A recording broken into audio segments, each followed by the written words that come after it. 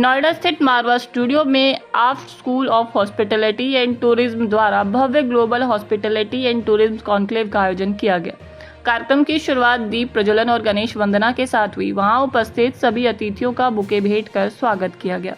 इस दौरान कार्यक्रम में chancellor AAFT university of media and arts and president ICMEI doctor Sandeep Marwah, Taj group of hotels के former executive chef Ajay Sood, corporate chef Delifrance chef Jai Kumar Bhasin, celebrity chef Nishant Choubey, professor emeritus and associate dean doctor Anand Kumar Singh, director L&D Radisson Blu Greater Noida Vikas Gupta और professor doctor Himani Chaudhary मौजूद रहे। इस अवसर पर doctor Sandeep मारवा ने कहा कि हॉस्पिटैलिटी और टूरिज्म इंडस्ट्री युवाओं के लिए तेजी से उभरता हुआ करियर सेक्टर है, जहां हुनर और प्रोफेशनल स्किल्स की सबसे अधिक अहमियत है।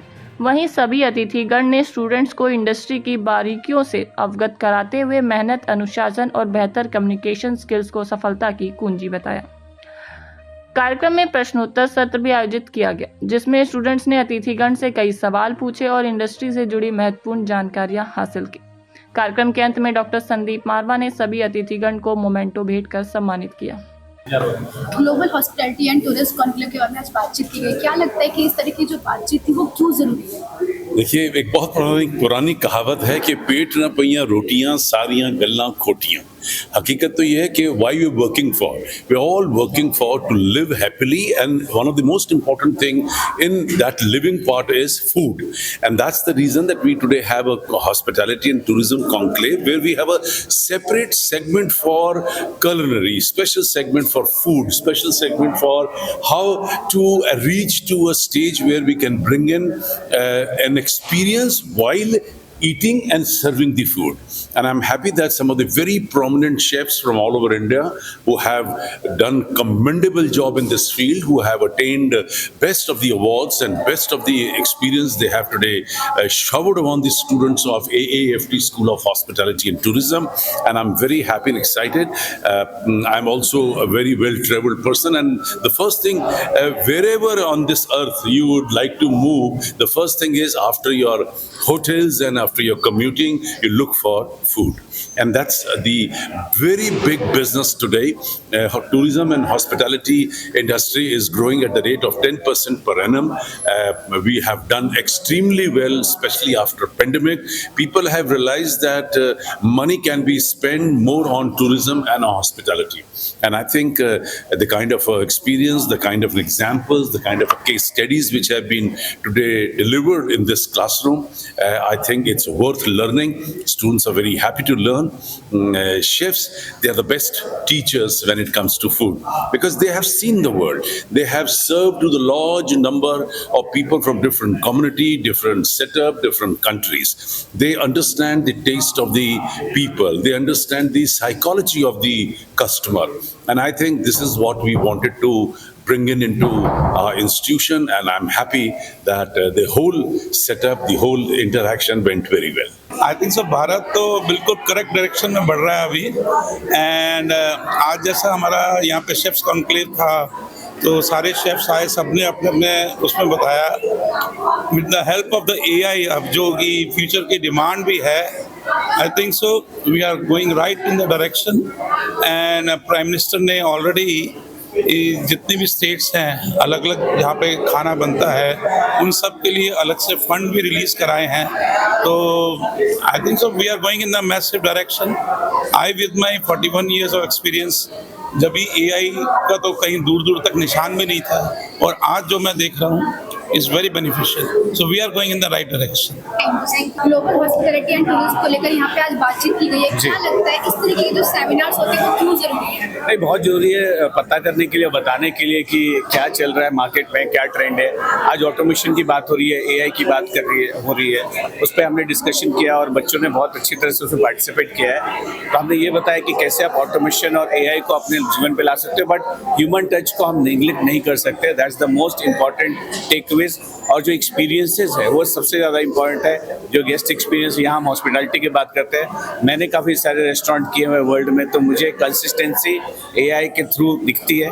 और मैं उसका एक बहुत बड़ा, मैंने बच्चों को ये भी सलाह दिया कि जो एग्जीबिशंस होते हैं दिल्ली में, वहाँ प्रैक्टिकली जाके देख सकते हो, उसको फील कर सकते हो, क्योंकि यहाँ केवल बातें हुई है, लेकिन अगर हम प्रैक्टिकल नहीं करेंगे, जब टच नहीं करेंगे, फील नहीं करेंगे, तब कैसे होगा। आप जान सकते हो कि फूड सर्विस इंडस्ट्री जो है वो लास्ट फिस्कल ईयर में 7.2 लाख करोड़ का था, और वहाँ कहीं ना कहीं AI का हेल्प लेके उन्होंने इतना बड़ा मुकाम हासिल किया। ये इंडस्ट्री फार्मास को भी बीट कर चुकी है, और ये अगले साल तक 10 लाख करोड़ होने वाली है।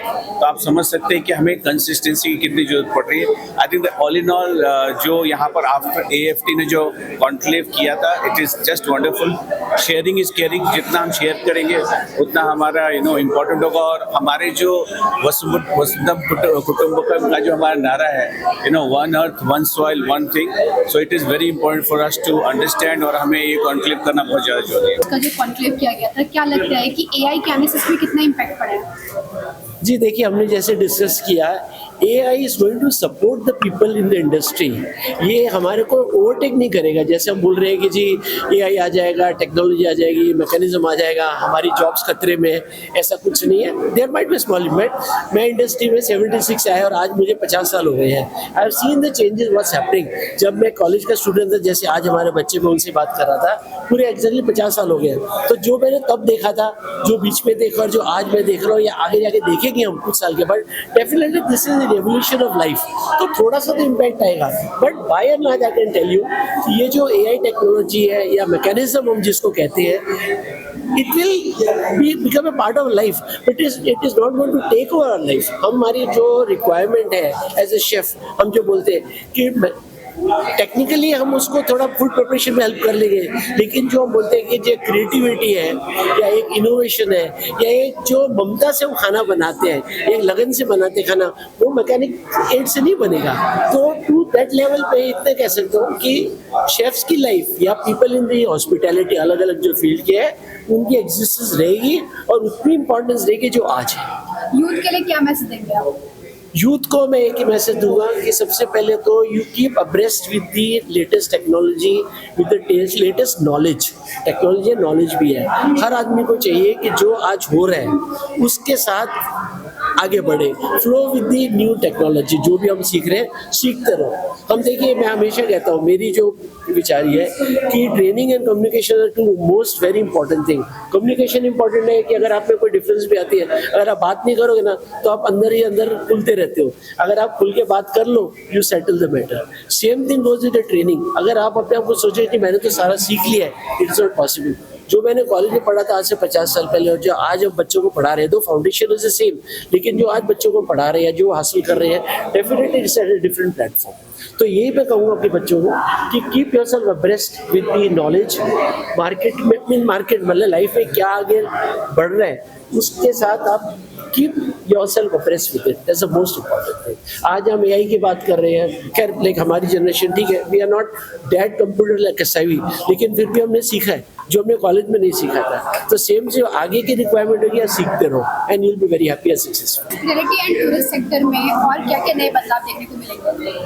आजकल हम टेक्नोलॉजिकल एरा में जी रहे हैं। आर्टिफिशियल इंटेलिजेंस और टेक्नोलॉजी फ्यूचर में रोज बदल रही है। तो ये जो बदलाव है, इस बदलाव के साथ एक तो हमारे बच्चों को जो है उस बदलाव के लिए तैयार रहना है, और हमारी जो हॉस्पिटैलिटी एंड टूरिज्म इंडस्ट्री है, हम सस्टेनेबिलिटी की तरफ बढ़ रहे हैं। और हमारे माननीय प्रधानमंत्री जी ने एक बात कही थी कि लोकल फॉर वोकल, कि हमारा जो लोकल खाना है उसको हमें खाना चाहिए। आजकल हमारी जो नई जनरेशन है वो फ्यूजन में लगी हुई है, जो फास्ट फूड खा रही है, उसको मेरे ख्याल से अवॉइड करना चाहिए। और जो हमारा लोकल खाना है वो हेल्दी भी है और हमको सेहतमंद भी रखेगा, डॉक्टर के पास जाने की ज़रूरत भी नहीं पड़ेगी। पिछले कुछ दिनों पहले हमारा एक मिलेट का एक अभियान चला था। अगर हमारा यूथ मिलेट को एक्सेप्ट कर लेता है तो हमारा आधा भारत ब्लड प्रेशर की बीमारी से बच जाएगा, हाइपरटेंशन से बच जाएगा। तो my message that eat healthy, remain healthy and look for the local. That is what my message is. And tourism and hospitality is moving towards the sustainability. Summit के बारे में आज क्या बताना चाहते हैं? All right, we had a nice conclave and we had a nice discussion which was on AI and how AI is getting into our industry, how it is changing with the way guests are being welcomed and their experience is being designed now using AI. Now, for example, we had discussed on the technology that the guest is seeing right in front, like in terms of booking for a room or booking for a restaurant. Thereafter, walking into a restaurant, experiencing food at the restaurant, now food that has been made by suggestions from the AI, as far as it's not the food that has actually been made by AI, but the suggestions have come from AI that the food should be made in this manner, which will create a better guest experience.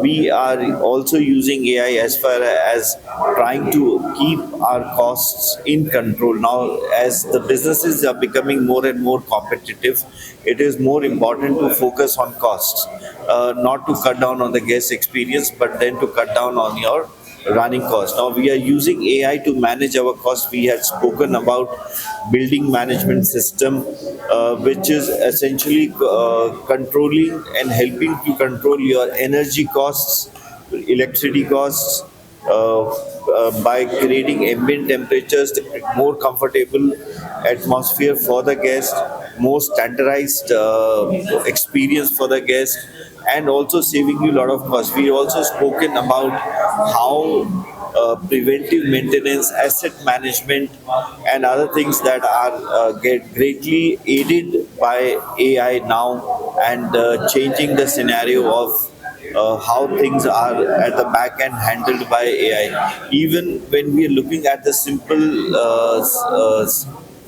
scenario, like lot of you, in fact, I'm sure all of you have also given your feedbacks on your experience at any place, which is maybe at a restaurant, at a cinema hall, or at a mall, or at a hotel. Their responses, like a response that you get from the owner of the place, they are being generated by AI, or AI is also helping you to generate those response and send them, customize them, and send them as quickly to you. So we are also managing guest feedback using AI.